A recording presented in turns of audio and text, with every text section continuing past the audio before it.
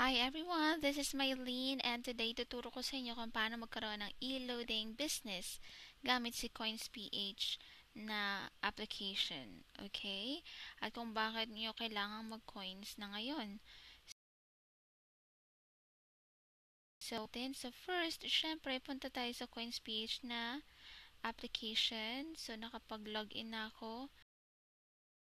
How it looks like. Okay, wait lang tayo. So, okay. Login lang tayo. So, login tayo. Ito yung unang makta natin. Very simple.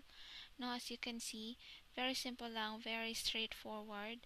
So, as of the moment, meron ako 941 na balance sa aking wallet. Ito yung ginagamit ko para magpa-load yung mga kapitbahay namin o kung sino man, cousin ko, tinatawagan na lang ako. And I wonder, wow, hindi nila kilala si coins.ph. Okay, so ngayon, ituturo ko sa inyo bakit. Yeah, actually, hindi mo na kailangang pumunta sa, hindi mo na kailangang bumili ng SIM para magkaroon ka ng loading business. Ito lang, download mo lang yung application na coins.ph, download mo siya, and then mag-register ka pag meron ka na nun, and voila, meron ka na nito. So, ang tanong, paano ka magkakaroon ng e-loading? Siyempre, lalagyan mo muna ng pera, pero hindi yan yung topic natin ngayon. Kasi yung topic natin ngayon, paano ka magkakaroon ng e-loading, paano maglo-load. So, ito, for example, meron ka ng pera sa wallet mo or sa coins mo, diretso ka na dito sa buy load. Ayan. Pag nakapunta ka na dyan, it's either isusulat or ito-type mo dito yung numbers. Siguro, ganyan, 639 260169364. So, actually, this is, yeah. So, ayan, lagay mo lang yung number, tapos yung amount. For example, wala sa choices yung, ilo-load, ita-type mo siya mismo. At yung pinakamababang load na kailangan mo i-avail is 10 pesos. Very easy. And then, yun na. Isa-slide mo lang, and then, sasabihin na sa'yo, thank you, blah, blah, blah. So, ayan na. And then, biglang, meron, you have received 10 pesos of load from coins.ph. Automatic may load ka na niyan. At kung makakita mo dito, meron thank you. At dito sa baba, nakita mo ba, add to favorites. Pwede mong add to favorites yung number na in-enter mo kanina so that pag nagpa-load ulit yung nagpa-load sa'yo or feeling mo magpapa-load siya ulit, why not save her number or his number na lang, 'di ba? So, i-add mo 'yan.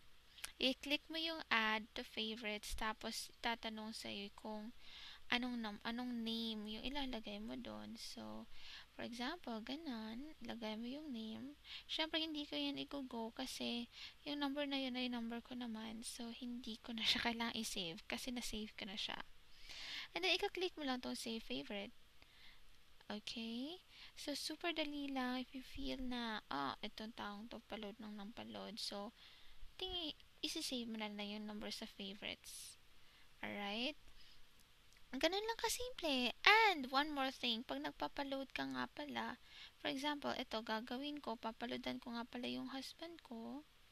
Let's say, this one, papaloadan ko yung husband ko ng 20 pesos only. Ang kuripot, ano. So, ayan siya. Isa-slide to pay mo siya. At, thank you. 20 pesos will be credited to your account in 10 minutes. Tapos, tingnan mo dito, meron kang na-receive na 2 pesos kasi meron kang ma-receive na 10% every time na naglo-load ka. So, let's say 100 yung pinaload, meron kang 10 pesos doon. Meron kang 20, meron kang 2 pesos na profit or the cashback, ibabalik sa'yo 2 pesos ni coins.ph. Meron kang 1,000. So, sa 1,000 mo, meron kang 100 na tubo. Not bad at all kung i-compare. Saan mo naman kukunin yung 100 pesos, diba? So, better na yung konti than nothing. At saka, very perfect itong e-loading business na to sa mga students, yung tipong hindi mo naman kailangang karirin talaga. Kung gusto mo talaga yung kind of business na mabubuhay ka, then syempre hindi ito yung klase ng business. But I think this is a good like sideline, 'di ba? In case yung friend mo naubusan ng load, you can offer the load. And syempre, one more thing, very important, hindi ka makakapag-load kung wala kang internet. So, yun lang. At sana nakatulong itong tutorial na ito sa inyo. And have a good day. Bye-bye. Thank you.